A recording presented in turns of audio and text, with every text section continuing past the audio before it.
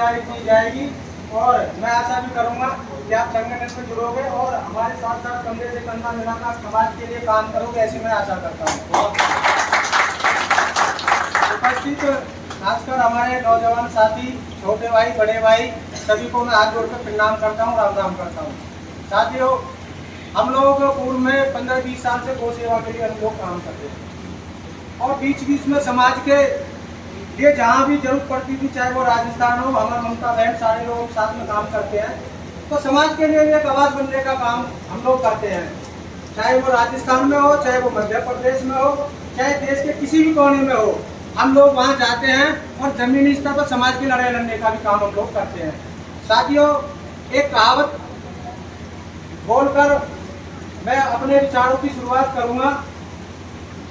जब देश आजाद हुआ था, उस समय के बाद एक पत्रकार महोदय तत्कालीन प्रधानमंत्री की कोठी पे जाता है और वो देखता है कि प्रधानमंत्री जी तो सोए हुए हैं। वो घूम घाम के इंतजार करके वापस आ जाता है। उसके बाद पत्रकार महोदय सरदार वल्लभ भाई पटेल जी की कोठी पे जाते हैं। वहाँ देखते हैं सरदार वल्लभ भाई पटेल जी अपने गार्डन में टहल रहे हैं।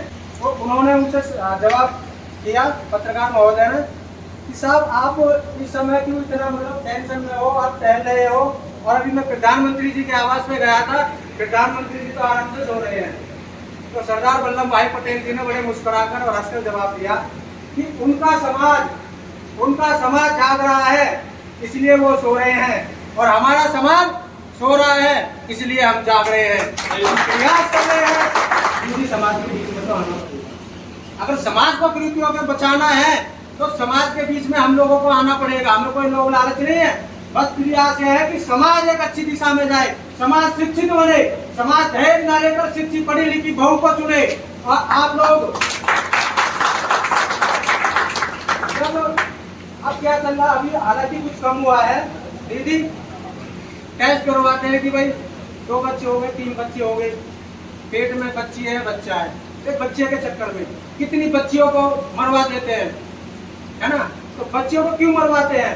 कि बाप के सिर पर बोझ रहता है, अगर ये बच्ची आई तो हमें करोड़ों रुपए का कर्जा करना पड़ेगा, अपनी जमीन देखनी पड़ेगी, इसकी शादी में खर्च करना पड़ेगा। तो मैं कहना ये चाहता हूँ, चीज की नौबत ही ना आए, तो इस दहेज को जड़ से मिटाने का हम लोग प्रयास करें। आओ सब मिलकर इस मुहिम का एक साथ दो, और आने वाले समय में गाँव टू गाँव, डोर टू डोर हम लोग काम करने जा रहे हैं। बाबा, ये मुहिम कोई गलत तो नहीं है दहेज मुक्त समाज की? बताओ आप लोग, ये दहेज खत्म होना चाहिए, नहीं होना चाहिए? भाइयों, दहेज खत्म होना चाहिए, नहीं होना चाहिए? हमें शिक्षा पे आगे बढ़ना चाहिए, नहीं बढ़ना चाहिए? कोटवाल धन सिंह गुर्जर जी ने, जिसे पूरे गांव के गांव को उजाड़ दिया गया था। उसके बाद 1857 में ही वो चिंगारी दादरी की क्रांतिकारी भूमि पर आग लगी थी, जो हमारी कटियाड़ा गांव के रहने का काम हुआ। तो ये कौम हमारी सोई हुई है, इनको जगाने का काम करना पड़ेगा। तो हम सब लोगों को मिलकर इस पर काम करना पड़ेगा। साथियों, मैं सिर्फ ये चीज में कहता हूँ, मैं भी पिछली साल एक शादी में जाट समाज में रोहतक गया। आप सुनकर अचंभा मानोगे भाई, मैं वहाँ गया, मात्र 40-50 लोग लड़के वालों के, 40-50 लोग लड़की वाले के, और खाना एक मीठा, 2 सब्जी, पूरी, बस ये खाना वहाँ सिंपल खाना। तो ये हम लोगों से आगे है नहीं है? मैं उन लोगों की बुराई नहीं कर रहा हूँ, मैं उनकी समझदारी की बात कर रहा हूँ कि वो लोग हमसे कितने आगे हैं। और राजनीति में भी, संगठनों में भी, और शादी ब्याह में भी ये हमारा जो समाज है ना, बर्बादी की कगार पर, खासकर दिल्ली है। आप मेरठ की तरफ चले जाओ, आप सहारनपुर की तरफ चले जाओ, वहाँ तय होता है 10-5 लाख रुपए जो उनका आपसी होता है, उसमें ही वो शादी करते हैं, बच्चे कुछ में 1-2 बीघे जमीन और जाले में। तो हम लोग क्यों कर सके भैया? यह बात है। तो मेरा जो उद्देश्य है सिर्फ यही है कि भैया यार दहेज बिल्कुल जड़ से खत्म करो, और इसकी शुरुआत खासकर यूथ ही कर पाएगा। और गांव गांव निकलो, हमने एक प्रयास किया, आने वाले समय में बड़ी पदयात्रा भी हम करेंगे, और जितना हमसे होगा हम पूरा प्रयास करेंगे। मेरे पास पूरे देश से लोगों के फोन आ रहे हैं कि छोटे भाई तूने बहुत अच्छी मुहिम ये चलाई है, और कहीं भी किसी भी तरीके की कोई भी जरूरत हो, हम लोग जुड़ने के लिए तैयार है, और हम लोग जोड़ने के लिए भी तैयार है। इसकी बड़ी भूमिका बनाओ, और एक गिरफ्त में बड़ा कार्यक्रम हम लोग जल्दी करेंगे।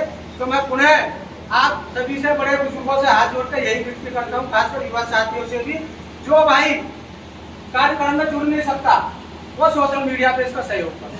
जो सोशल मीडिया पे तो इसका सहयोग नहीं कर सकता, तो कम से कम आप समाज में, शादी में, ब्याह में, स्कूल में, ऑफिस में, कहीं भी आप बैठ रहे हो तो इन चीजों पर विचार करो, क्योंकि आज समाज लुटने की कगार पे हैं। कल को जैसे दिल्ली में हो रही है ना, आपस में वो एक दूसरे के साथ संबंध कर रहे हैं, उस पर कोई नगेड़ा को या सोनीपत को या मेरठ को कोई दिल्ली में जा रहा, ऐसे मेरठ मुजफ्फरनगर इधर के कोई नगेड़ा बना रहा हो सके आने वाले समय में बड़ी दिक्कतें हो जाए, तो इन चीजों को सुधार करने का समय है भैया। मैं तो सिर्फ यही चीज में कहूँगा और अपने अध्यक्ष जी को प्रणाम करते हुए मैं अपनी बात को विराम देता हूँ। उससे पहले आज एक और घोषणा मैं करना चाहता हूँ। हमारे छोटे भाई